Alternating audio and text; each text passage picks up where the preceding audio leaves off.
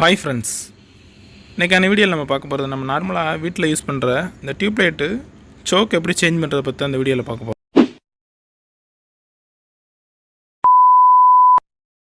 அதுக்கு ஃபஸ்ட் என்ன செய்ய போகிறோன்னா, மல்டிமீட்டர் யூஸ் பண்ணி இன்கமரை ஃபஸ்ட்டு நம்ம செக் பண்ணிக்கிறோம். இன்கமர் கம்ப்ளைண்ட்னாலும் நமக்கு டியூப்லைட் எரியாது, டியூப்லைட் க்ளோ ஆகுது. இப்போ பாருங்கள், இன்கமர் பாருங்கள் 218 வோல்ட் வருது. நார்மலாக வந்து 220 210லேருந்து 230 வோல்ட் வரைக்கும் 230 வோல்ட் வரைக்கும் நம்ம வந்து ஹோம் சைடு வந்து இன்கமர் வரும் ஏசி சப்ளை. இப்போ நம்ம இந்த எக்ஸ்டென்ஷன் பாக்ஸை யூஸ் பண்ணி இந்த டியூப்லைட்டுக்கு பவர் சப்ளை கொடுத்து செக் பண்ணுறோம். டியூப்லைட் க்ளோ ஆகலை, எரியலை. ஏன்னா நமக்கு சோக்கு தான் கம்ப்ளைண்ட்றதை ஜஸ்ட் செக் பண்ணி பார்த்துக்குறோம். இந்த மாதிரி டியூப்லைட் எதுவும் கம்ப்ளைண்ட் இருந்துச்சுன்னா ஃபஸ்ட்டு வந்து ரிமூவ் பண்ணி வச்சுட்டு சேஞ்ச் பண்ணுங்கள். அங்கேயே வச்சு சேஞ்ச் பண்ண வேணாம். இது ரிமூவ் பண்ணுறதுக்கு, லேம்பை ரிமூவ் பண்ணுறதுக்கு லைட்டாக வந்து ஆஃப் கிளாக் வைஸ் இல்லைன்னா ஆன்டி கிளாக் வைஸில் ரொட்டேட் பண்ணிங்கன்னா ஈஸியாக வந்து அந்த டியூப்பை வந்து ரிமூவ் பண்ணிடலாம். நெக்ஸ்ட் என்ன பண்ண போகிறோம்னா, சைடு ஹோல்டர் ரிமூவ் பண்ண போகிறோம்.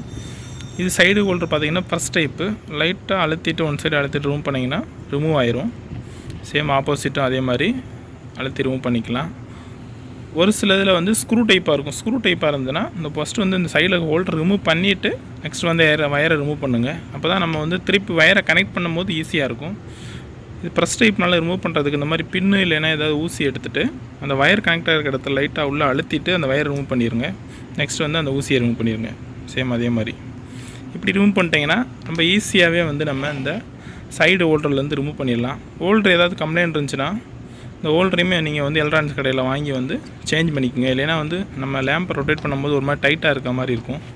அதனால் லேம்போட அந்த ஹோல்டரும் வந்து டேமேஜ் ஆகிற சான்சஸ் இருக்குது. அதனால் வந்து ஏதாவது ஹோல்டரு அந்த கம்ப்ளைண்ட் இருந்தாலும் அதையுமே நீங்கள் சேஞ்ச் பண்ணிக்கோங்க.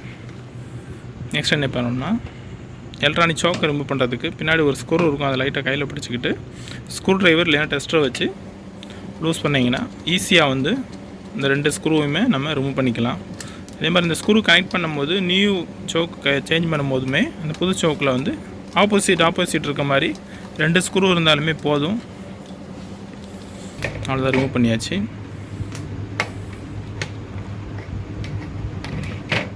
ஸ்க்ரூ ரிமூவ் பண்ணிவிட்டு பேக் சைடு பார்த்தீங்கன்னா அந்த வயர் வந்து வெளியே வராமல் இருக்கிறதுக்கு ஒரு லாக் மாதிரி வச்சு, இல்லை சும்மா ஒரு பட்டை மாதிரி பெண்ட் பண்ணி லாக் பண்ணியிருப்பாங்க. அந்த லைட்டை பெண்டை தூக்கி விட்டுட்டு வயரை ரிமூவ் பண்ணிக்கிற வேண்டி தான்.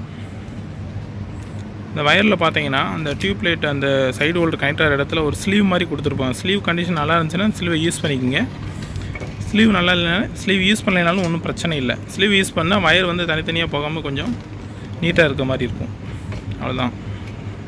ஸ்லீவ் ரிமூவ் பண்ணிவிட்டு வயரில் எதுவும் பெண்ட் இருந்துச்சுன்னா பெண்டை எடுத்து விட்டுட்டு அப்படி வெளியே ரிமூவ் பண்ணிட வேண்டியதான்.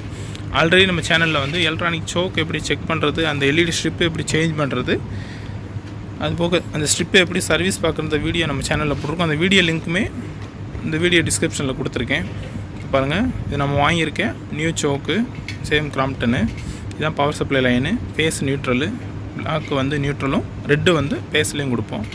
சில வந்து ஏசி சப்ளையில் ஃபேஸ் நியூட்ரல் வந்து பொலாரிட்டி சேஞ்ச் ஆனாலும் பிரச்சனை இல்லை. கருப்பில் நீங்கள் ஃபேஸ் கொடுத்தாலும் ரெட்டில் நியூட்ரல் கொடுத்தாலும் பிரச்சனை இல்லை. இதில் பாருங்கள், ஆப்போசிட்டில் வந்து 2 வயர் கொடுத்துருப்பாங்க. 2 கலர் தனித்தனியாக இருக்கும். சேம் கலர், அதாவது 2 ஒயிட்டையும் ஒன் சைடையும் அந்த அடுத்த இன்னொரு கலரையும் வந்து ஆப்போசிட் சைடு இருக்க மாதிரி வந்து நம்ம கனெக்ட் பண்ணிக்கணும். ஃபஸ்ட்டு வந்து சோக்கை வந்து கனெக்ட் பண்ணிக்கிறோம். எப்படி அந்த ஓல்டு சோக்கை ரிமூவ் பண்ணமோ அதே மாதிரி வந்து இந்த நட்டு அந்த ஸ்க்ரூவை யூஸ் பண்ணி ஃபஸ்ட்டு வந்து சோக்கை கனெக்ட் பண்ணிக்கிறோம். நம்ம சேனலில் புதுசாக பார்க்குறவங்க இருந்தீங்கன்னா கொஞ்சம் சப்ஸ்கிரைப் பண்ணி சப்போர்ட் பண்ணுங்கள். அப்போ தான் அடுத்தடுத்த வீடியோ போகிறதுக்கும் கொஞ்சம் இன்ட்ரெஸ்ட்டாக இருக்கும். இது போன்ற ஹோம் அப்ளையன்ஸ் சம்மந்தமான வீட்டு உபயோகப் பொருட்கள் சம்மந்தமான எலக்ட்ரானிக் டிவைஸை பற்றி ஏதாவது டவுட்டு, ஏதாவது வீடியோ வேணும்னு நினச்சிங்கன்னா கமெண்ட்லேயும் அதை கொஞ்சம் ஷேர் பண்ணுங்கள். ஃபியூச்சரில் அது போன்ற வீடியோக்களையும் நம்ம சேனலில் பார்ப்போம். பாருங்கள், ஒரு சைடு வயர் வந்து கொஞ்சம் லென்த்து கூடவும் கொஞ்சம் லென்த் கம்மியாகவும் இருக்கும். அது ஏன்னு கேட்டிங்கன்னா, இந்த சோக் கனெக்ட் ஆகிருக்கிற இடத்துலேருந்து கொஞ்சம் வயர் ஒன் சைடு நீளமாக தேவைப்பட்டுச்சுன்னா லென்த்தாக தேவைப்படுற இடத்துல அந்த லென்த்தான வயரையும் லென்த்து கம்மியாக இருக்க சைடை ஆப்போசிட்லேயும் வந்து நம்ம வந்து இந்த வயரை கனெக்ட் பண்ணிக்கிற முடியும். சேம் அதே ஹோலில் இந்த வயரை உள்ளே விட்டு வயரை வந்து பேக் சைடு ரிமூவ் பண்ணிக்கிறோம்.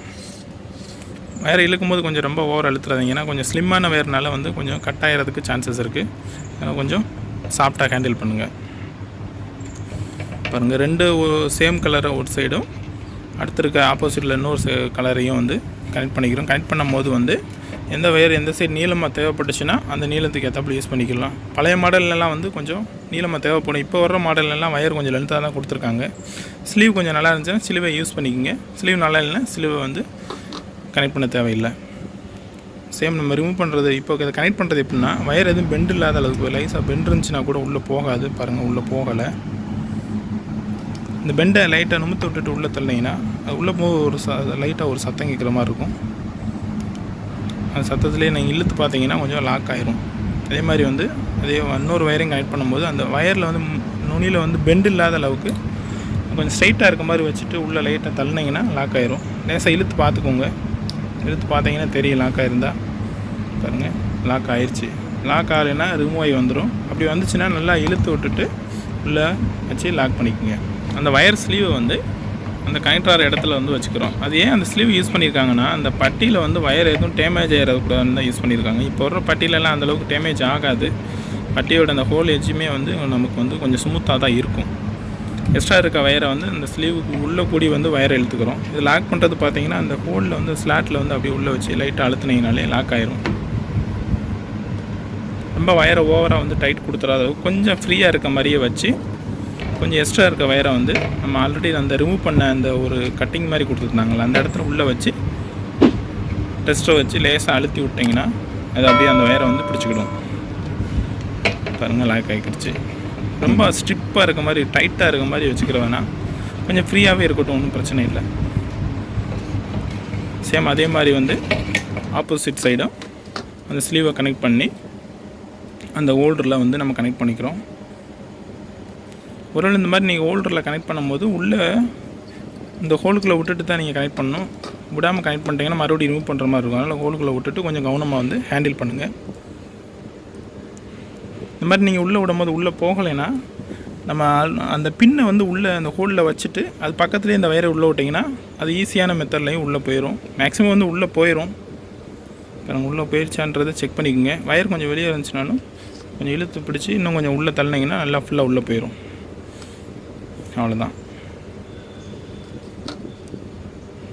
இதுலேயுமே அந்த எக்ஸ்ட்ரா இருக்க வயரை ஸ்லீவ் ஒரு கையில் லேசாக பிடிச்சிட்டு கொஞ்சம் லூஸ் வச்சுட்டு எக்ஸ்ட்ரா இருக்க வயரை வந்து கொஞ்சம் அந்த கேப்பில் லாக் பண்ணிக்கிறோம்.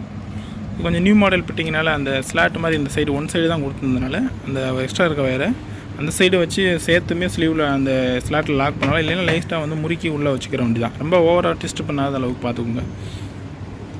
ஏன்னா ட்விஸ்ட்டு ஓவராக இருந்துச்சுன்னா டக்குன்னு அந்த இடத்துல கட் ஆயிரும். லேம்பை கனெக்ட் பண்ணுறதுக்கு இந்த ஹோல்டர் வந்து சைடு ரெண்டு பக்கம் ஸ்ட்ரைட்டாக இருக்க மாதிரி வச்சுக்கோங்க. ஸ்ட்ரைட்டாக இருக்க மாதிரி வச்சுட்டு அதில் பார்த்தீங்கன்னா தெரியும் 2 எட்ஜ் இருக்கும். அந்த 2 எலக்ட்ரோட அந்த எலமெண்ட்டையும் கரெக்டாக அந்த உள்ள ஹோலுக்கு நேராக வச்சுட்டு ஆப்போசிட் சைடும் அதே மாதிரி வச்சுட்டு சும்மா ஆஃப் ரொட்டேஷன் பண்ணால் போதும். ஃபுல் ரொட்டேஷன் பண்ணிங்கன்னா திருப்பி வந்து நமக்கு லேம்ப் வந்து அந்த டியூப் வந்து ரிமூவ் ஆகி வந்துடும். அதனால் ஆஃப் ரொட்டேஷன் பண்ணிங்கனாலே உங்களுக்கு வந்து லாக் ஆகிறது தெரியும். லாக் பண்ணிவிட்டு நம்ம ஆல்ரெடி செக் பண்ண மாதிரி எக்ஸ்டென்ஷன் போர்டில் ரெட்டை வந்து ஃபேஸ்லையும் பிளாக் வந்து நியூட்ரலையும் கொடுத்துக்கிறோம். ஃபேஸ் நியூட்ரல் மாற்றி கொடுத்தாலும் ஒன்றும் பிரச்சனை இல்லை. ஏசி சப்ளை பொறுத்த வரைக்கும் பாருங்கள் க்ளோ ஆகுது. ரொம்ப சிம்பிளான மெத்தடு தான். கொஞ்சம் கவனமாக வயர் வந்து கொஞ்சம் ஸ்லிம்மான வயர்னால கொஞ்சம் கவனமாக சாஃப்டாக ஹேண்டில் பண்ணிங்கன்னா ஈஸியாக அந்த மாதிரி சின்ன சின்ன ஒர்க்கை வந்து நம்மளே வந்து பார்த்துட முடியும். இதுக்கெல்லாம் எலக்ட்ரிஷியன் வேணுன்றது அவசியம் இல்லை. இப்போ நெக்ஸ்ட் வந்து கனெக்ட் பண்ணுறதுக்கு சுவிட்ச் ஆஃபில் இருக்கான்றதை பார்த்துட்டு ஆஃபில் இருந்தாலுமே ஃபேஸ் நியூட்ரலில் டெஸ்ட்டை வச்சு கொஞ்சம் உறுதிப்படுத்திக்கோங்க. சப்ளை வருதுன்ற செக் பண்ணிவிட்டு டியூப் லைட்டை வந்து கனெக்ட் பண்ணிக்கோங்க. நம்ம டியூப் லைட் ஃபிட்டிங்கோட வயரை வந்து இந்த சீலிங் ஹோஸோ இல்லை ஒரு கனெக்டர்லேயே நம்ம கனெக்ட் பண்ணும்போது அந்த கலருக்கு மேட்சாக வந்து அந்த கலரில் இருக்க மாதிரி கனெக்ட் பண்ணிக்கிங்க. கொஞ்சம் நீட்டாக இருக்கும். அப்போ தான் இப்போ ரெட்டுக்கு ரெட்டையும் பிளாக்கில் வந்து பிளாக் ஒயரையும் வந்து இருக்க மாதிரி நான் கனெக்ட் பண்ணிக்கிறேன். நல்லா கனெக்ட் பண்ணிவிட்டு டேப் வந்து நல்லா இந்த கனெக்ட் பண்ணுற இடத்துல வந்து நல்லா டேப்பை வந்து நல்லா அப்ளை பண்ணி க்ளோஸ் பண்ணிங்க. இல்லைன்னா வந்து ஒரு ஒயர் வந்து ஷார்ட் ஆகிறதுக்கு சான்சஸ் இருக்குது. அதனால் நீங்கள் இந்த இடத்துல வந்து கனெக்டர் ஏதாவது யூஸ் பண்ணி கனெக்ட் பண்ணிட்டீங்கனாலும் கொஞ்சம் சேஃப்டியாக இருக்கும். இல்லைன்னா வந்து டைரெக்டாக வந்து சீலிங் ஓசையே அந்த மூடியை வந்து ரிமூவ் பண்ணிவிட்டு டைரெக்டாக உள்ளேயே அந்த ஸ்க்ரூ மாதிரி கொடுத்துருப்பாங்க. அதை ஈஸியாக நீங்கள் ரிமூவ் பண்ணுறது எப்படியோ அதே மாதிரியே நீங்கள் சிம்பிளாக கனெக்ட் பண்ணிங்கன்னா கொஞ்சம் சேஃப்டியாக இருக்கும். இப்போ நம்ம கனெக்ட் பண்ணியாச்சு. இப்போ நம்ம ஆன் பண்ணி செக் பண்ணிடுவோம். ஃபியூச்சர் வீடியோவில் எலக்ட்ரானிக் ஷோக்கை எப்படி சர்வீஸ் பண்ணுறதை பற்றி பார்ப்போம். இதை சேஞ்ச் பண்ணுறது கொஞ்சம் சிம்பிளான மெத்தடு தான். ஒன்ஸ் வந்து கொஞ்சம் கவனமாக சேஞ்ச் பண்ணிங்கன்னா ஈஸியாக நம்மளே இந்த மாதிரி ஒர்க்கெல்லாம் சின்ன சின்ன ஒர்க்கை பார்த்துட முடியும். வீடியோ பிடிச்சிருந்தால் லைக் பண்ணிக்கோங்க.